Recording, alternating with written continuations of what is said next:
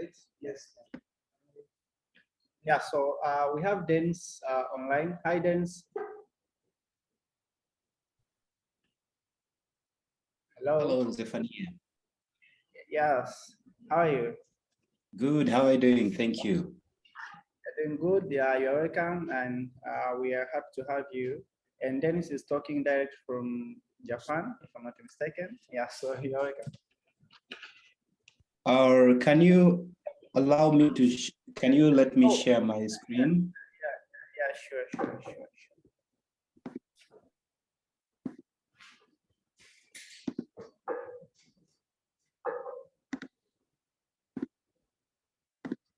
Yeah, I think you can share.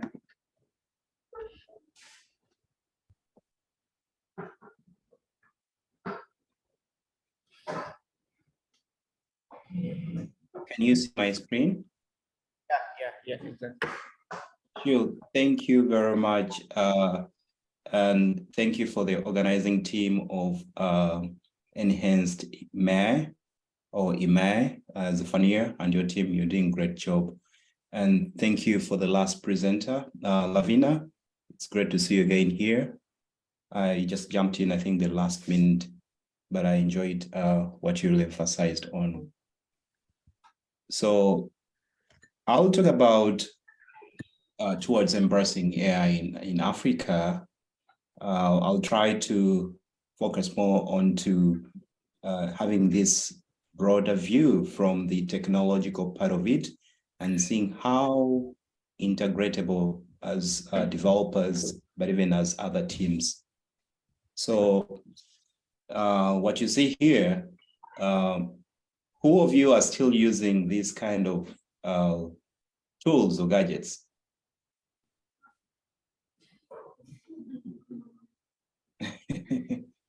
So this is a CD, and what you're seeing here, I used it, I think, three weeks ago. I went into this shop. I wanted to take a passport. You can see my photo there. So after taking that, they had to deliver as a deliverable, which is a CD, to store memory, and the real passport, which I had to go with. And then, that was it. So this is how, talk about integrating kind of a technology, but imagine, I was surprised. This is something which I never expected. But again, I shouldn't be surprised that in a country like, Japan, these kind of things are still existing. And by raise of hand, I mean, some were like, no, we're still not using it, and that's Tanzania. But you could ask them many questions which get there. Why do they have to keep using that? In a community where internet penetration is, I think, probably about 80%, and everybody is, at least allied. So these are questions which you can answer. So why do we have to embrace AI? I know you've had long talks until this that day. I think probably you're probably aware, but something which you can see here, it says why. The thing is a need for African policy responses at national, regional, continental, and international levels to ensure that the continent's innovators, enterprises, communities, governments, and other actors are able to reap AI's benefits, mitigates its threats. Sound policy approaches need to enable African nations to build ecosystems that are inclusive, socially beneficial, and adequately integrated with on-the-ground realities. And I think this is where, and this is how we should probably embrace AI. Integrating all these, I'll elaborate more on that for a few slides, but I think this probably is sinking into our heads that, well, this is how things need to be. But let's take a step back and see how people think about this from the excellent part of it, and if you look, this is a McKinsey report. How other leaders, talking about global leaders who are adapting AI. And if you look at where Africa is, I think you're probably struggling to see where it is, right? And it's somewhere between developing markets and maybe other geographies. And then if you look on I think that's your right, the potential value at stake from AI, that's, those are just estimates from these reports, which gives you where these cases are. And I think it gets more clear if you look at for the last 3 years where the supply chain management, the manufacturing, all the marketing and sales are really getting hot in that case. So this is how they think, and this is what probably we can tell the direction where it is. Now, speaking from the context of the challenges which we know, as you can summarize them into the SDGs, for instance, and we believe this is a report from, it's called Nature Communication, and trying to project, okay, if we are adopting and on a global scale, what are those positive impacts and what are those negative impacts? You can see how it is, and what you get from is at least we have this promising that 79% may have this impact on SDGs. I think the current for example, some of the SDGs with the ongoing COP is 27 touches some of these SDGs, and with a lot of technologicals which get into that. But the thing is, our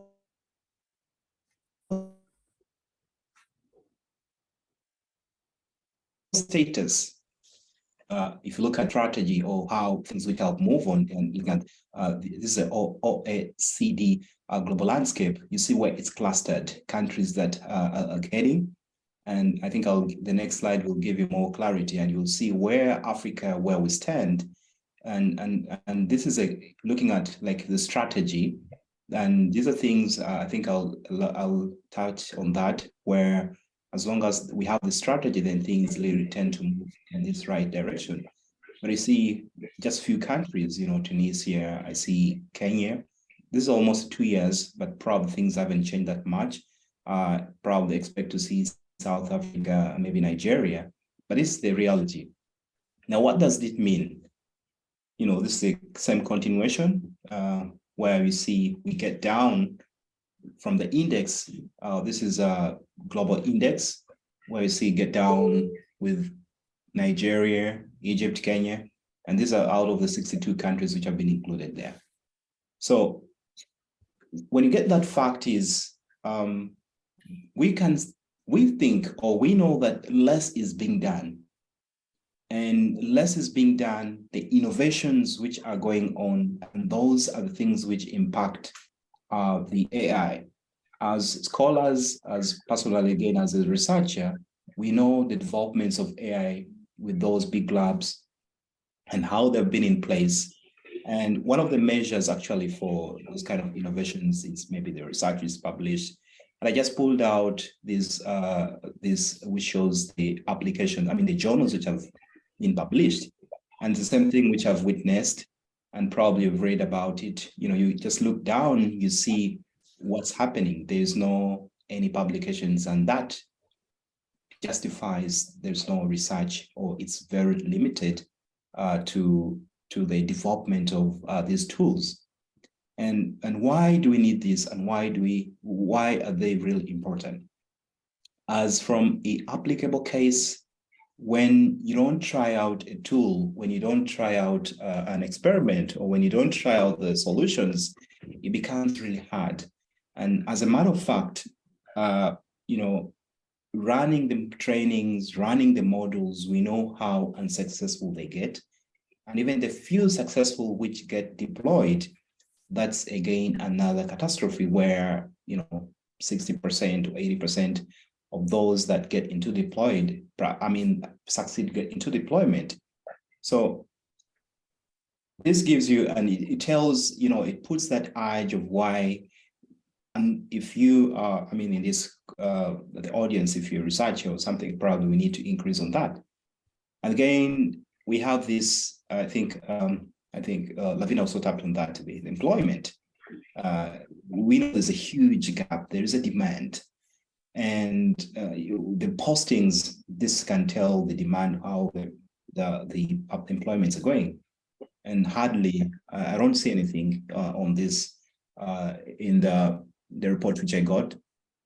This is a 2022 AI index report where it shows the postings which are out there, which shows the demand.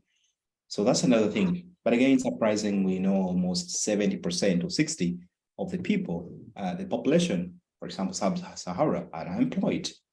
So that's the case. But now if we get down to the AI platform itself, the development, it's I find it very important to see where you belong and what contribution you have to pay, and what connection it has. And if you look at the ecosystem itself, which this is not a defined stakeholder, but at least to the best of my knowledge, I try to find a more easy way and look at how the stakeholders is broken down with 3 layers. That is the primary, the secondary, and then the tertiary. And we are looking at the primary, that those people who have those impact, the investors, the customers, the company owners, the company themselves, the employees, or the vendors that get in between. Then we have this other layer, the regulatories, the groups, or the social media influencers, and then we have this last one, community groups, and then competitors, the continental unions. Now, where do we stand? And when it comes through the more implementation case, I think it gives you a picture if you want to drive, or we want to drive the embracement of AI. So increasing, for instance, investment at a very primary layer, we know how impactful that can get. Educating the community groups and seeing, by the time the developments gets to the community groups, we know, are they aware of that? So looking at that and seeing the stakeholders, they have a very crucial way. And that gets down, if you look at, even I'll show the next slide for the developers, or the people who really implement that.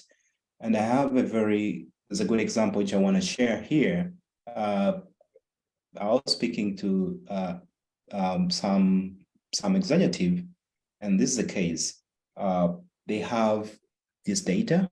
It's abundant data. It's from the health. It's from the judiciary. So the judiciary is employing the AI. They are adopting the AI into their systems. And why they're doing that is to make it very efficient. I'm not sure of the case which has been applied maybe in Tanzania or other nations, but so they have collected a lot, 20 years, labeled that, and apply those really aggressive models. And now we know, I think we've probably experienced this, the backlog which happens at the judiciary when, for example, you have a case and it will take probably a year or 2 years for the case to be heard or to be brought for, I don't know, they call it listening, something like that. Now, integrating such a system, the AI system, which helps in such decision, we know how helpful it does, and it helps in decision. But it went on, but after some time, things a little bit got worse when the judges themselves came to realize that the system itself is not working, or because the decisions which they are making, of course, were based on the AI, but to get in reality, the system itself, not the data, the system itself was broken. So they are labeling a case that, what will this person, what was what is it? the decision, I don't know what's technical term for the lawyer it is, but what was the decision for taking X and Y to the prison? So they're basing on that later. But the system was already broken, and that broken system was brought into the AI. Now, with all the massive data, and probably as you'd be, happy to see that it's got later and you see that it's really working. Now, I think now that gets back to what we have to look and observe. I think we've probably talked about the ethics and all that. There's some cases we think it's just how we collect the data, and probably that would be the next presentation we're going to have. Like, how do you collect the data? But you imagine you have the data already there, and it's being used, and it's broken. So the deployment and the layer that it comes in, it's very crucial to understand that. And now you find that the impact that it has, that is not from the investor's part. And probably that gets into the regulatory that had to ensure they've set those guidelines and what to consider. And so that is how probably we think, and that's what we believe we have to embrace that, and that's what it can drive it forward. So again, a more clarity one, it's deployment process. If you give an example of this advertising, and you really see where you belong, all these have a part to play. The investors providing the funds, the developers, the customers purchasing, and we have this local community, which in most cases is not given attention, but we came to realize that when they do adopt the technology, and in the African context, as we know, embedding that into such a development process, it becomes very important. There's no way you're going to develop something and it's not going to be employed. I mean, it has to consider many scenarios and the context, as you say, for the Africa, with different multicultural, different ways things are done, and do they fit into as they're supposed to be? And that is something very important. But again, if you look at the regulatory agencies, as we've seen, for instance, why we don't have, for instance, the policies, if you look at the AI strategies, which is aligned to what I mentioned earlier, then if those regulatory policies are not there, we know there's already a balance which will happen in the community, and we're not sure how things could really move forward if we are going to embrace this. And so what we think, what needs to be done, it comes in three. We break it, try to break it into three categories: the partnerships, all these stakeholders that are circling the AI development process, the products, not just focusing on the training, but also the partnerships that we establish, which eventually we know can accelerate, seeing that we see those developments, the publications, the research. Investment plays, it really plays it takes a very huge approach, programs which are into the human capital expertise and training. So it's not just training as developers, but programs integrated. You are doing this at D-Lab. I think they have those programs, but how many programs have to be developed into universities? And also the technology itself, talking about the data storage and the specialist tools have to be integrated there. So again, if you get a little bit back, when all these are defined, which brings us to like the strategy, at least becomes much clearer when it comes even the investment that we put into the product development itself, getting more digital and making those innovative operations. So some of the recommendations again that I would give, of course, when it gets back to what I included earlier, is building these sustainable local AI ecosystems. And specifically, I'm looking about the AI solutions, as I mentioned earlier, that would eventually advance these national development priorities. So in the context of priority, we have solutions. I mean, we have challenges which are surrounding us, health, agriculture, and getting into solving, for instance, the integrating like a VL, VL, VR, and yet we have this farming, which is a challenge. So if you look at that in the priorities and aligning yourself in that, I think that puts us in a very good shape. And so other things which get down to that is supporting the inclusive and the prosperous African societies. And then the other one is, we always have to align ourselves, and that brings us to the global AI frameworks, where it addresses the particular challenges AI possesses in the region. So, and then we have the other one, which I would say is, involving this broad set of stakeholders, and that is the local tech, the data entrepreneurs, the social justice groups, and the communities that may be directly affected by those AI policies, which are into, for the AI solutions that get in here. So that's it. And thank you for, again, my name is Denis, and you can feel free to contact me, and I'm open for any questions. Yeah, thank you, Zephania. Thank you so much, Denis. Thank you so much. Yeah, so thank you so much. If anyone has questions, it's time.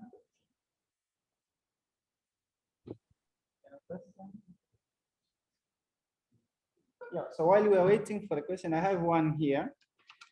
Sure. As you are talking how everyone should know where to contribute in embracing AI in Africa. So what the advice can you give to someone who's thinking of contributing at a certain area and they don't know maybe how to start or what to do exactly? So earlier, I'm looking at the young graduate who is probably completing his studies or is towards the end of their studies, and they want to contribute to that. And what I can say, just pick up anything which is surrounding you, as long as you have the access to the resources. So luckily enough, at this particular case, at this particular moment, unless you can have access to some available data sets, you can have access to those Google Colabs, you can have access to the real challenges. So getting at least your hands on, that's the first step.